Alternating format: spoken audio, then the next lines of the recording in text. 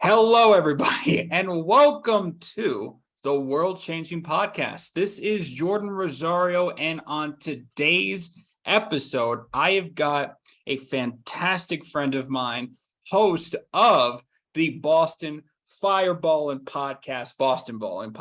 I have got Gabby Hurlbut on the set. Gabby, tell me a story, please. How is your weekend? I'm sure your week has been doing absolutely amazing because, well, one of your Boston teams, I believe, had a win today, if I'm not mistaken. Yeah, no, my week is definitely going very, very well. So far, Patriots coming off of a nice win against the Steelers. So that was pretty fantastic to see. I think, it helped because we didn't want to start the season 0-2 because that would have been tough. So definitely put me in a very, very good mood. Having a really good week so far, hoping that just kind of continues to trend that way. And trust me, as a fellow sports fan, if Denver got on the 0-2 schneid, I would have been, or Denver would have been ablaze. There would have been riots. It would have been just as bad as the Philadelphia sports scene. Not to say that Philadelphia, you guys are not passionate about your team, but we will have that story for another day. Now, speaking of course, as being a Boston fan, we just talked about your fire Boston Balling Podcast. So can we go ahead and can we talk about that show a little bit more, how that got started, and what drove you to create such an awesome project? Yeah, so it's been a lot of fun so far, honestly. I started the show back in December 2020.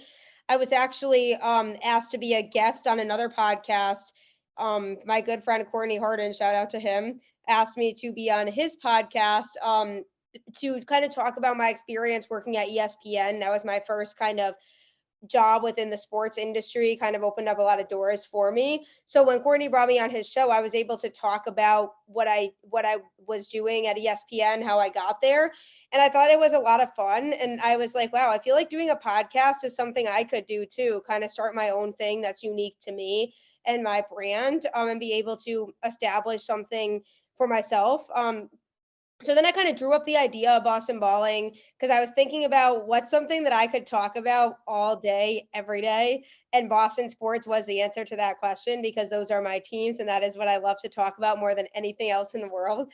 And you could ask any of my friends, family members, I could go off all day about any Boston teams and I just won't get bored.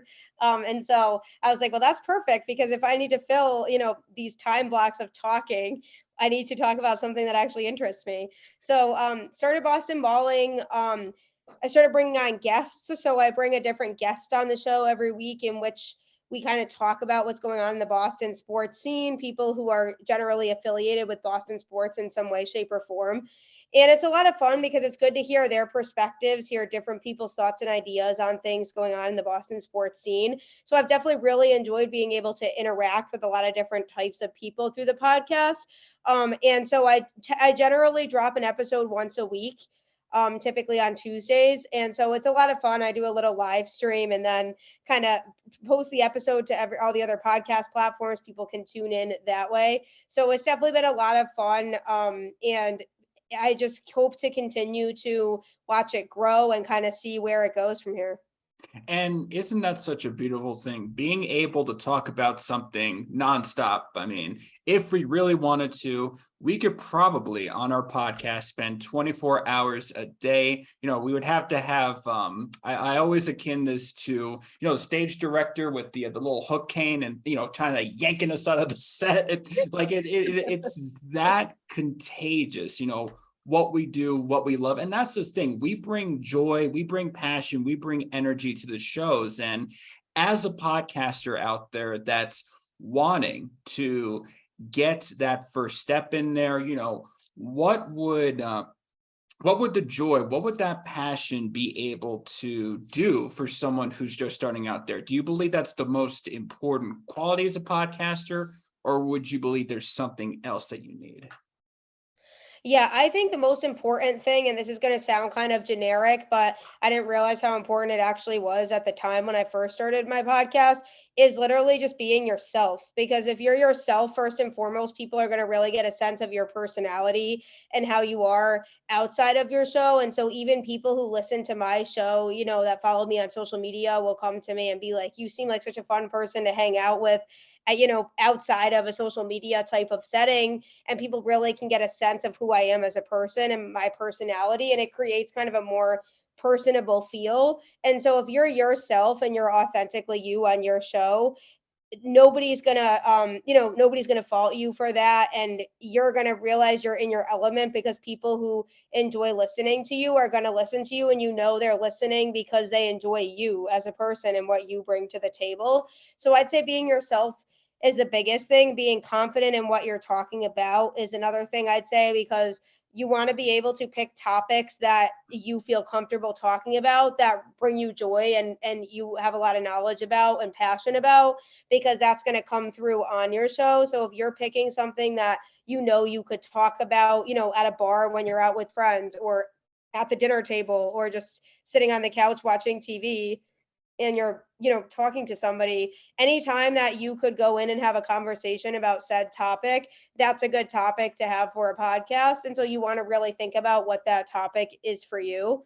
And so, for me, what I found was the more the more confident I am in what I'm talking about and presenting, the more people value my opinion and what I have to say. So over the time that the podcast has been going on for, I've had more and more people reach out to me on Twitter and tweet at me to ask me for my opinion on different things going on in sports, which I think is really cool, because the podcast has helped me gain credibility in a way when it comes to, talking about things going on in sports, and people trusting me and valuing my opinion and what I have to say on things. So that's why it's really important to be confident, because people definitely can tell when you're confident in what you're talking about and you believe in yourself. And third of all, what you said already, passion.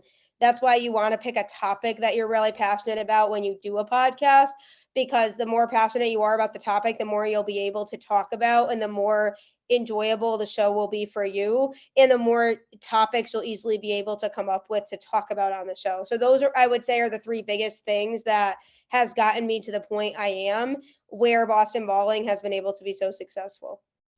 And let's talk about the evolution from where you started to where you're at right now, because everyone has already guessed, this is not the first podcast that you've been a part of. You were part of the Go Be Yourself podcast, and we then had to transition to what we're doing now with the World Changing podcast. And I do believe that and this being my third podcast, I've certainly had to reevaluate, understand what it is that I truly wanted to bring out to the table.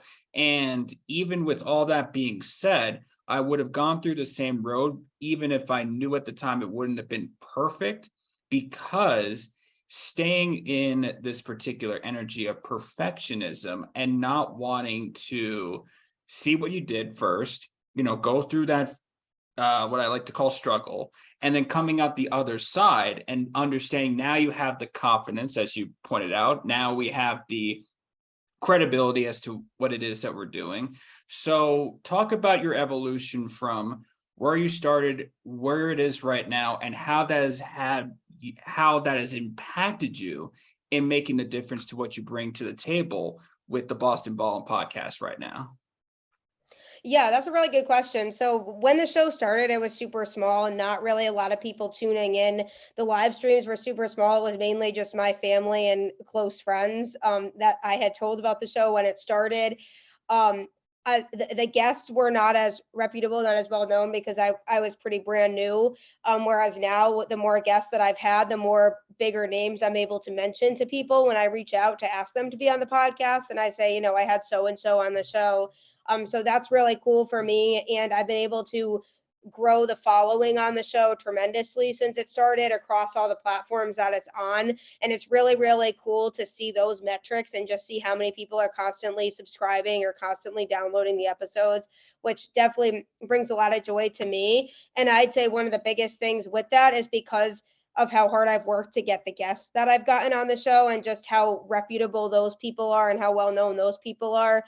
And the more followers they have, the more people will see it if they share the episode that I just did with them, which has been a really cool experience for me because people will be like, oh, what's this? I'll have to check it out. And it'll cause people to want to follow me too. So that's really cool. And I'd say that's one of the biggest things that has led to the success that I've had now on the show. And also being able to, on social media, connect with followers is another big thing for me. I'd say that helps me get to where I am, is being able to, you're not going to be able to reply to every single Twitter reply you get or Instagram reply you get. There's just too many, it's just too many comments. But the more that you can go in and try to reply to people to make it a more personable experience for them, the more people are going to want to follow your content. So I think for me, when I'm on Twitter and I'm interacting with people who reply to my tweets, it makes people want to check out my show more and just check out my content more. So being able to have that personal presence on social media when you're marketing your show is something I'd say is huge, that has helped me get to where I am now. And I think looking back on where the show was when it started to now, I'm really, really proud of what I put together, and I've realized how many people really enjoy listening to it. And when I first started the show, I was really, really nervous that people weren't going to listen to me. I was like, people are not going to want to, hear my show and listen to what I have to say on things. But the more people that started listening to it and sharing it and telling their friends and family about it, the more I realized that I can do it and people do enjoy listening. So those people and those supporters are what fuel me to kind of continue to do it and continue to put my best foot forward when it comes to the show, so that I can give those people who are my biggest fans kind of the best product that I can give them on a week to week basis, because they're what keeps me going and what keeps me doing it, because I know that I wouldn't be where I am without those people, and those people give me a lot of confidence that they really value what I have to say. And so that's kind of fueled me to keep going with it. And you talked about something so incredible, being proud of the work that you're putting in for each and every episode. I can remember my first episode, everyone remembers their first episode where it's Yep. like, you're so tight, you're nervous. What are people going to think about me? All these crazy thoughts that get into your mind. And then as you keep doing it more, and let me know if this rings true or not, the more that you keep doing it, the more that you are in your state of just being the awesome podcaster that you can be, being the awesome sports reporter that you could be, being the passionate Boston fan that you could be. I can't attest to that. I am not a Boston fan, but being the passionate Boston fan that you can be on your podcast each and every week, that is going to flesh out the quality that people are really going to see in you. Absolutely, yeah, and that's the whole thing too, which what I talked about before, with finding something you really love and love talking about to be able to talk about on the show, because that is going to ring through and people are going to know that you're passionate about said subject, so they really are going to want to continue to listen, because they'll think about it and they'll be like, oh, I wonder what Gabby thinks about, the Red Sox season this year, and they'll want to tune in to hear what I have to say on things like that. And it's just really, really cool. So you have to be proud of yourself before other people can be proud of you, because you have to know that what you're putting out there is good and people are going to want to listen to it on a regular basis, and that what you're giving them is your product and nobody else can take that from you. So, with that being said, as you go through each and every one of these episodes, you're replying to a lot of Twitter replies, Instagram replies. Your show is bringing on, and I've seen some of these amazing guests. Everybody, she has brought together a fantastic crew each and every week. It's like, whoa, how do you get all these people? But that is another story for another day. But I think it's impactful to, I was kind of mentioning, before we started the recording, that we wanted to bring the impact of women reporters, women podcasters, but let's even expand upon that if we want to. What does this do for just the general podcast world, that we have such an amazing, successful podcast that's on the rise, by the way? You've got still so many amazing episodes left to go, but what does that do for the impact of the podcasting industry and women in general? And agree with me if I'm not, but it feels like there's a lot of men dominated shows out there. Not to say that there isn't all this talent, right? I'm not trying to dismiss all the talent that's out there, but does your show, do you believe, allow now new doors to be open that wasn't possible before? Yeah, absolutely. I think hosting a podcast on your own is hard. People don't realize how much work really goes into that, being able to have to establish your own brand and your own following, no matter what your show is or what it's about or what you're talking about. It's really, really hard to kind of be a one man or one woman band when it comes to that. And so that's really hard in itself. And so one of the biggest things that I'm hoping people do take from that is that if you have the confidence, you can do it. And I think from a female perspective, being a female in the sports industry and being used to it being such a male dominated field, there are still people out there, I think, who tend to doubt women when it comes to sports and just automatically write off women when it comes to their opinions on sports because they think we shouldn't be in sports and we don't know what we're talking about. And I've gotten it firsthand on Twitter from people. I've seen other females on Twitter get this as well.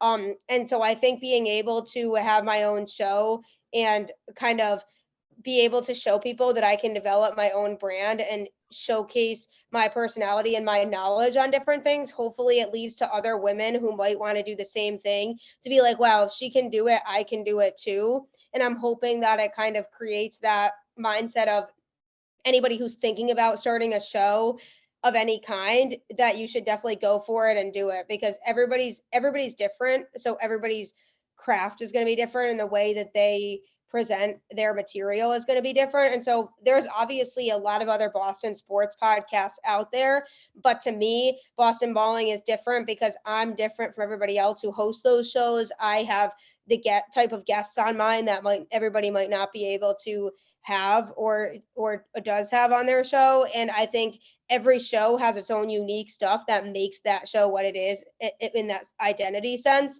So I'm hoping that people who are thinking about starting a show hopefully would follow in my footsteps and decide, I'm just going to go for it and I'm going to take that risk because there's so much reward that comes with that. And just as a result, how many people have been tuning into my content since then. So from a female standpoint, I'm really hoping it gives other females that confidence to feel like they can start their own show and they can be the leader of everything because it doesn't always have to be men. No, it definitely does not. And I envision that you are going to be the catalyst for something incredibly special.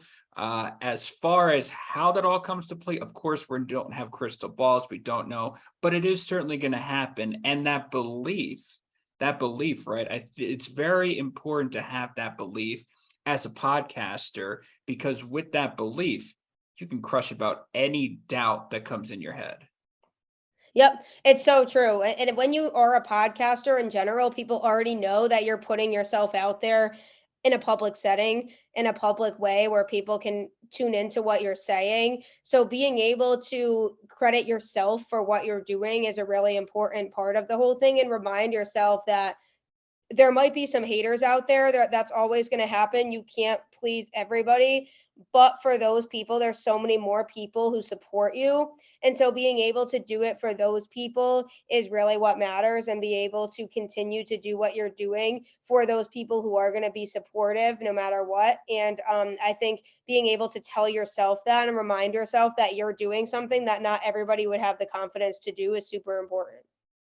And so let's go into what I like to call a story, teach, action moment. Now, for this particular podcast, I'm like to go into the educational realm. So I like to be a bit of a teacher, podcaster hybrid, if you will. Now, the teacher, I believe, needs to have two energies in balance. So one of a student and one of a master. And so as a student wanting to learn something, be able to take something away and be able to apply it to his or her particular life, what is one very impactful story that you can tell? What was the lesson that you can teach? And what's one action step that you can recommend to everybody in order to follow his or her dreams? Yeah, that's a great question. I think working in sports, there's a lot of those that come to mind. Obviously, there's a lot of hardships being a female in sports and having to go through some of that, that process of people not believing in you, people not supporting you. So I do remember one time where I had just done a podcast episode. I was kind of getting ready to upload my episode to all the platforms that it goes on. And I was in my head thinking like, okay, like who can my guest be for the next episode? And so I was all excited. I was reaching out to people.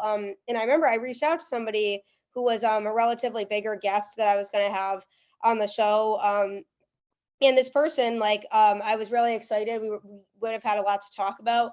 And this person took a few days to respond, which is fine because sometimes these people get really busy, so they're not able to respond right away if you reach out to them about being on the show.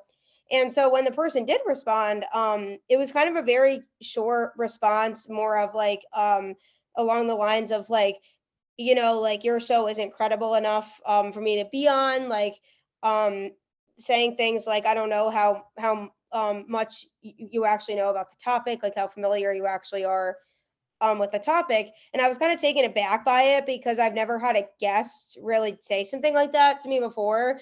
And when I read the first part, I was like, not credible enough. I was like, okay, maybe they just think that my podcast doesn't have a big enough following, so they don't want to support it. But then when they said the second part about trying to say, I don't know how much you actually know about the topic, in my head, I was like, what makes you feel that way? And, they won't directly say it's because I'm female, but it's hard to not feel like that was the reason because they didn't know anything else about me. Um, so I got really upset about it at the time because I was like, well, that's not really fair to me because this person like hasn't even listened to my podcast, so they haven't really given it a chance. So how are they supposed to make those conclusions about what I do and don't know about certain topics?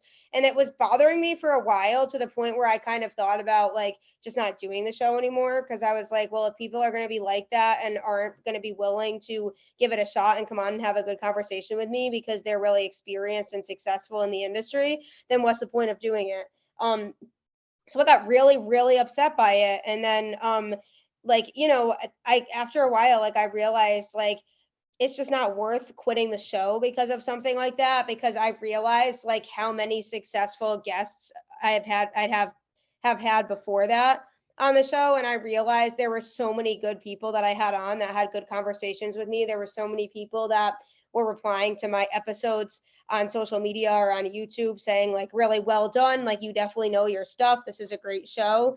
And so I had to remember all of that, and I was like, these people would be so disappointed if I just stopped doing the show. Like these people enjoy listening to me, and like what about all these other guests that I could reach out to later on that I could miss out on having on the show because I just kind of decided to stop right now. I was like, I can't let that one person affect how I am going forward and what I do going forward. And so I think one of the biggest things I took away from it was those things like that are always going to happen to anybody. There's always going to be somebody who says something that's disappointing or that you don't like. That's just part of life. Not everything's going to be perfect, and not that everything that everybody says is going to be something that makes you happy. And there are going to be people like that out there who doubt you and what you're doing and don't even want to give it a chance. But I really learned like you have to kind of not let that bother you, because if you are in kind of the public eye and you are developing a brand for yourself, that's going to happen to you no matter what. And I started thinking about some of the bigger names that I admire in the sports industry who are reporters or, people who cover sports for a living in the media and are really well known, that I've kind of looked up to. And I'm like, those people get stuff like that all the time on Twitter, but do you think they care? And I'm like, no, they definitely don't care because they're doing what they love as a career. And that random Joe 274 from Twitter with no profile picture who's not working in sports is probably jealous that that's what that person is doing. Um, and so I realized like, yeah, like as much as I would have wanted to have that guest on the show to share their knowledge with me, I was like, well, they're probably not worth having as a guest anyway if they're going to be like that. And I wonder how many podcasts they've turned down for the same reason as me. And I'm like, if the person is going to judge me for, maybe being a female or for just something without giving the show a chance, then I don't really want them on my show anyway. So sometimes it can be really hard to learn from those things though, because it can be really, really discouraging to a person sometimes to hear that kind of thing or have that be said, and it's hard to not lose confidence. But you have to just remember that the good is always going to outweigh the bad, and you have so many more open doors and possibilities of people that you can have on the show. And so I'm so glad I didn't stop doing the show when I did at that point, because as a result, I've had a lot of successful episodes since then with a lot of successful guests, as you alluded to before. And it kind of got me to be more motivated in a way, because it kind of encouraged me to just prove people like that wrong and be like, one day this person's going to come across my show, because it's going to hopefully be one of the biggest Boston sports podcasts to listen to, and they're going to wish that they had said yes when I asked them to be a guest. And then you kind of make that a goal to kind of fuel with the fire. So I'd say, like, my biggest advice when it comes to that is to continue to do what you're doing and don't worry too much about what other people think, because there is always going to be more people who are willing to do it and willing to be a guest on the show and talk about their experience and help you out than people who aren't.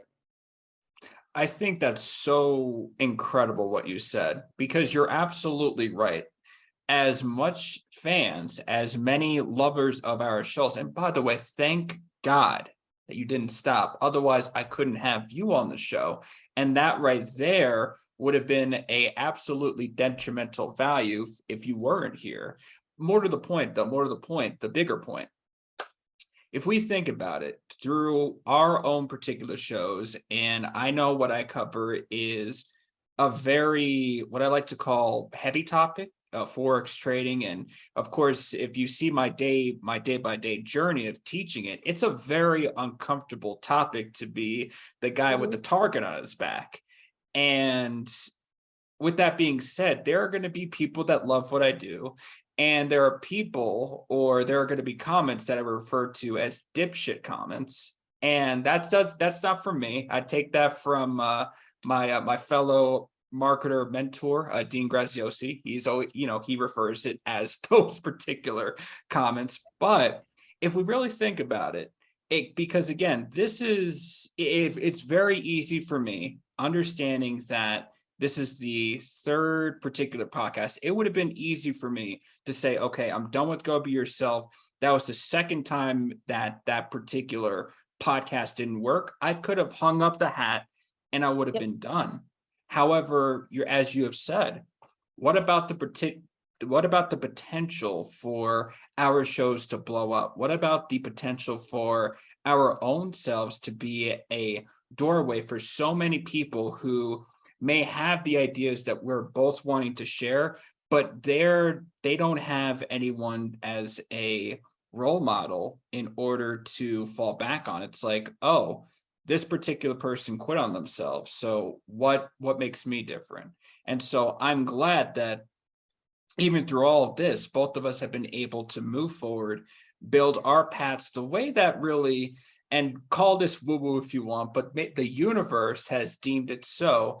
And thank God that gentleman or whoever that guest was didn't come onto your show, because that would have probably rubbed your show the wrong way from those comments. Yeah, exactly. You hit the nail on the head with that too, that ultimately, if those things happen, when you look back on it, it's probably for the best and everything happens for a reason. And I have nothing but really good things to say about the guests that I have had on my show. And I'm just blessed to have had the opportunity to have those people. And the majority of those people would not have come on the show, and those episodes would not have been a thing had I just been like, this is it for me at that point with that person in particular. Exactly. And so let's put that particular person in the past where it belongs, and let's talk about the future. So with that being said, Boston Ballin' Podcast, what can we look forward to as future fans and as future audience members of your show? Yeah, so definitely I have a lot of plans for just the next few months, and just particular really over the next year for this show. One of the biggest things that I think people can look forward to is more mixed episodes with like people that represent other fan bases that might be playing one of my teams.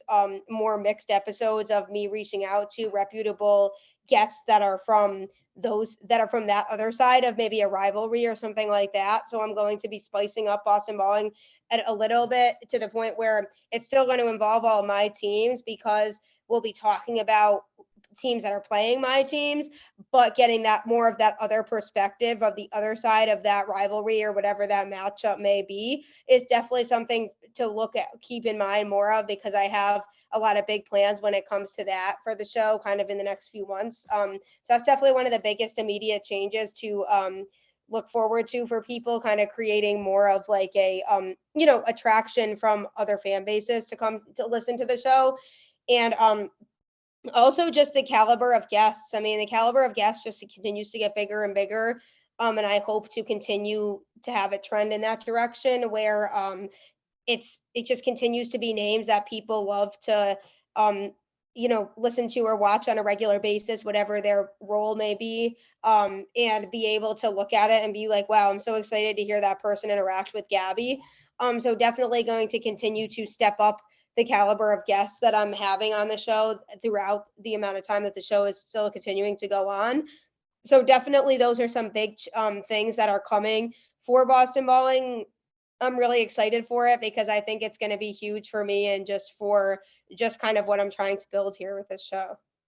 Well, you could definitely book me as a guest for when the Patriots come to Denver for the AFC Championship game this Yeah. year. That's going to Yes. happen. Let's put that into the universe. So We're speaking that that's into existence. we're speaking that into existence right now. So that's number one. And number two, as far as longevity, now I've talked about doing podcasting until I'm 200 plus years old. I'm not sure if you want to go ahead and do that, but that's certainly there for you. I can certainly see you doing that. So with that Thank you.